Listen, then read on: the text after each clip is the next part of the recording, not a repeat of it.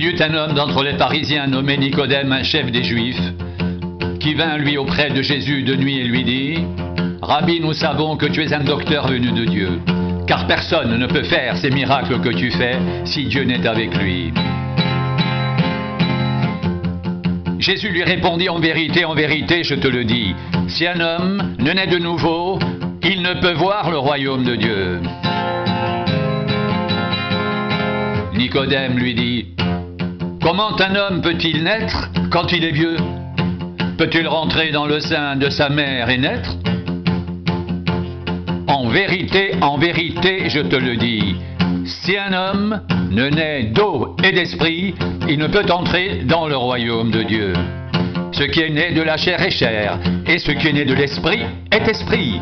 Ne t'étonne pas que je t'ai dit, il faut que vous naissiez de nouveau.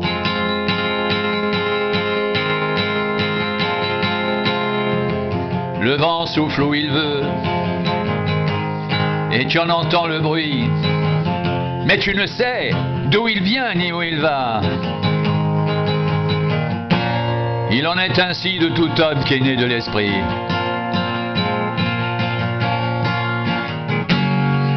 Nicodème lui dit : comment cela peut-il se faire?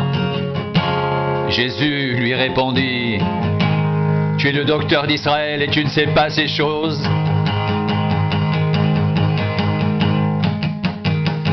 En vérité, je te le dis, nous disons ce que nous savons et nous rendons témoignage de ce que nous avons vu, et vous ne recevez pas notre témoignage. Si vous ne croyez pas quand je vous ai parlé des choses terrestres, comment croirez-vous quand je vous parlerai des choses célestes?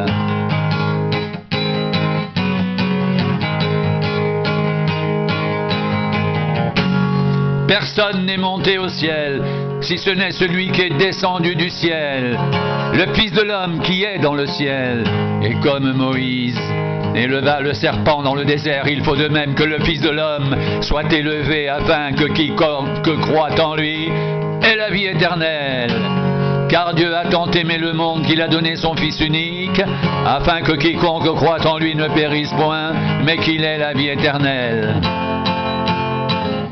Dieu en effet n'a pas envoyé son Fils dans le monde pour qu'il juge le monde, mais pour que le monde soit sauvé par lui. Celui qui croit en lui n'est point jugé, mais celui qui ne croit pas est déjà jugé, parce qu'il n'a pas cru au nom du Fils unique de Dieu. Et ce jugement, c'est que la lumière étant venue dans le monde, les hommes ont préféré les ténèbres à la lumière, parce que leurs œuvres étaient mauvaises. Car quiconque fait le mal est la lumière, et ne vient point à la lumière, de peur que ses œuvres ne soient dévoilées. Mais celui qui agit selon la vérité vient à la lumière, afin que ses œuvres soient manifestées, parce qu'elles sont faites en Dieu.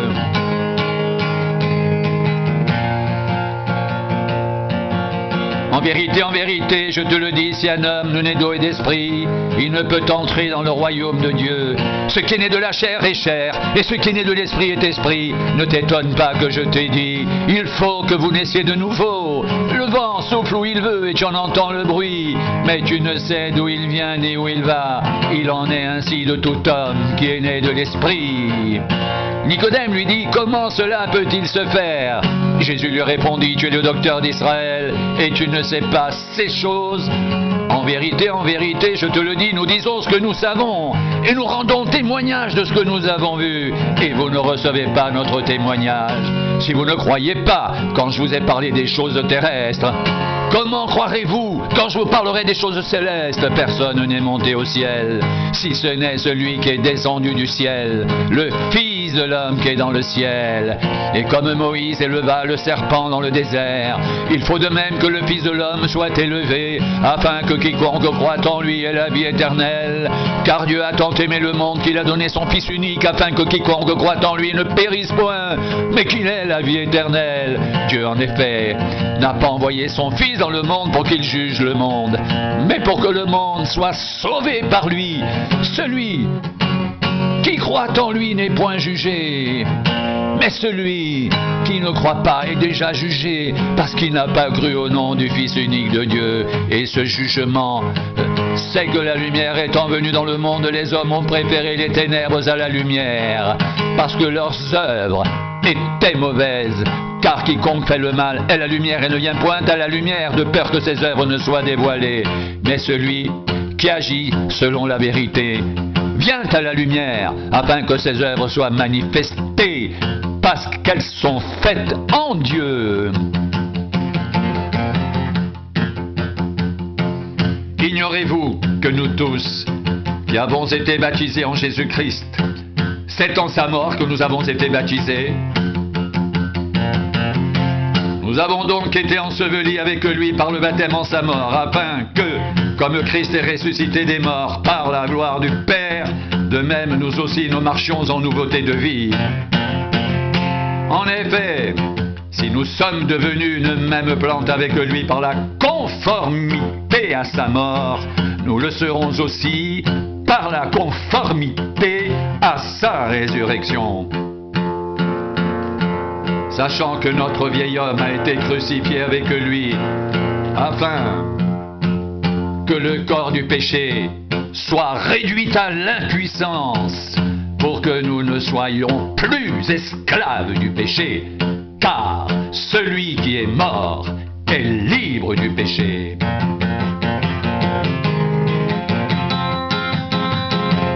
Or, si nous sommes morts avec Christ, nous croyons que nous vivrons aussi avec lui.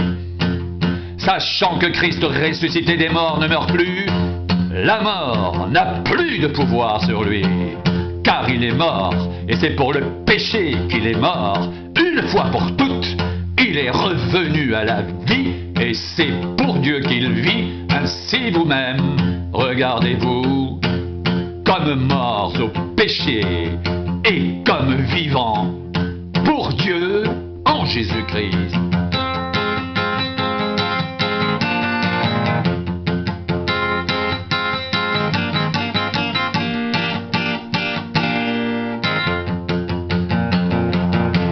Que le péché ne règne donc point dans votre corps mortel, et n'obéissez pas à ses convoitises. Ne livrez pas vos membres au péché comme des instruments d'iniquité, mais donnez-vous vous-mêmes à Dieu comme étant vivants de mort que vous étiez, et offrez à Dieu vos membres comme des instruments de justice. Car le péché n'aura point de pouvoir sur nous, puisque vous êtes non sous la loi, mais sous la grâce. Quoi donc? Pécherions-nous parce que nous sommes non sous la loi, mais sous la grâce? Loin de là. Ne savez-vous pas qu'en vous livrant à quelqu'un comme esclave pour lui obéir, vous êtes esclave de celui à qui vous obéissez, soit du péché qui conduit à la mort, soit de l'obéissance qui conduit à la justice. Mais grâce soit rendue à Dieu de ce que, après avoir été esclave du péché, vous avez obéi de cœur à la règle de doctrine dans laquelle vous avez été instruits.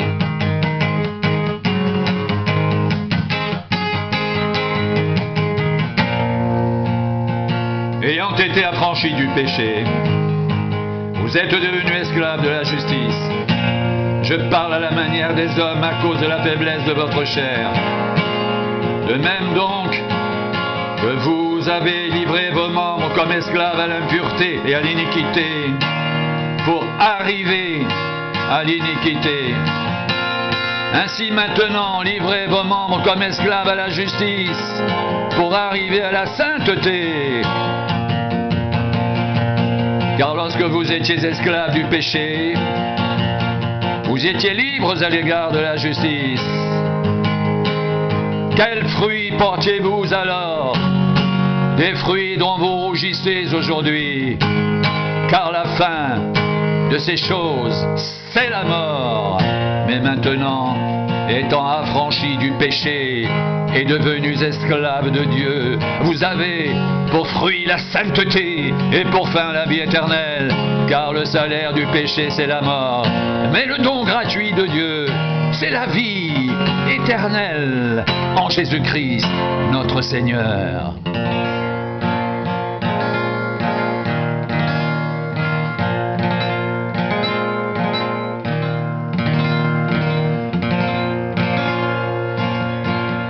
Il n'y a donc maintenant qu'une condamnation pour ceux qui sont en Jésus-Christ.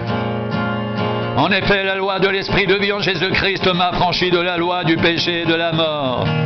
Car la chose impossible à la loi, parce que la chair la rendait sans force, Dieu a condamné le péché dans la chair en envoyant à cause du péché son propre Fils dans une chair semblable à celle du péché, et cela afin que la justice de la loi soit accomplie en nous, qui marchons non selon la chair, mais selon l'Esprit. Ceux en effet qui vivent selon la chair s'affectionnent aux choses de la chair, tandis que ceux qui vivent selon l'Esprit s'affectionnent aux choses de l'Esprit. Et l'affection de la chair, c'est la mort, tandis que l'affection de l'Esprit, c'est la vie et la paix. Car l'affection de la chair est une inimitié contre Dieu, parce qu'elle ne se soumet pas à la loi de Dieu et qu'elle ne le peut même pas. Or, ceux qui vivent selon la chair ne sauraient plaire à Dieu.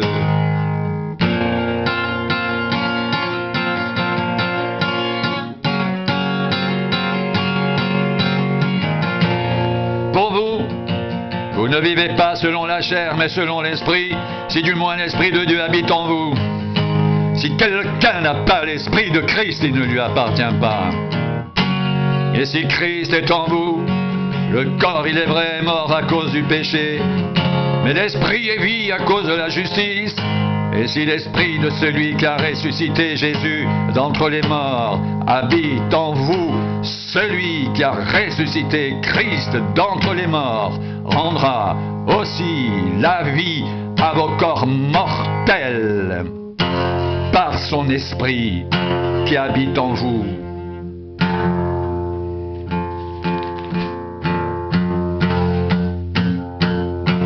Ainsi donc, frères, nous ne sommes point redevables à la chair pour vivre selon la chair. Si vous vivez selon la chair, vous mourrez. Mais si par l'Esprit vous faites mourir les actions du corps, vous vivrez. Car tous ceux qui sont conduits par l'Esprit de Dieu sont fils de Dieu. Et vous n'avez point reçu un esprit de servitude pour être encore dans la crainte, mais vous avez reçu un esprit d'adoption par lequel nous crions « Abba, Père !» L'Esprit lui-même rend témoignage à notre esprit que nous sommes enfants de Dieu. Or, si nous sommes enfants, nous sommes aussi héritiers. Héritiers de Dieu et co-héritiers de Christ. Si toutefois, nous souffrons avec lui, afin d'être glorifiés avec lui. J'estime que les souffrances du temps présent ne sauraient être comparées à la gloire à venir qui sera révélée pour nous.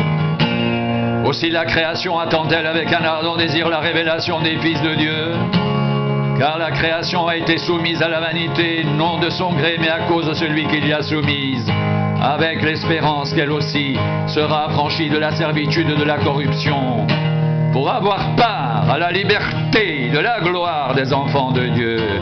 Or, nous savons que jusqu'à ce jour, la création tout entière soupire et souffre les douleurs de l'enfantement, et ce n'est pas elle seulement, mais nous aussi, qui avons les prémices de l'Esprit, nous soupirons en nous-mêmes en attendant l'adoption, la rédemption de notre corps.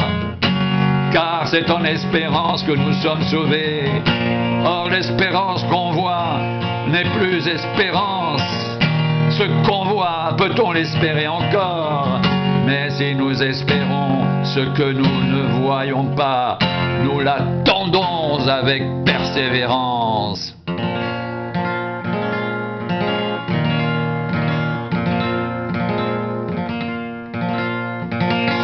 De même, l'Esprit nous aide dans notre faiblesse, car nous ne savons pas ce qu'il convient de demander dans nos prières. mais l'Esprit lui-même intercède par des soupirs inexprimables. Et celui qui sonde les cœurs connaît la pensée de l'Esprit, parce que c'est selon Dieu qu'il intercède en faveur des saints.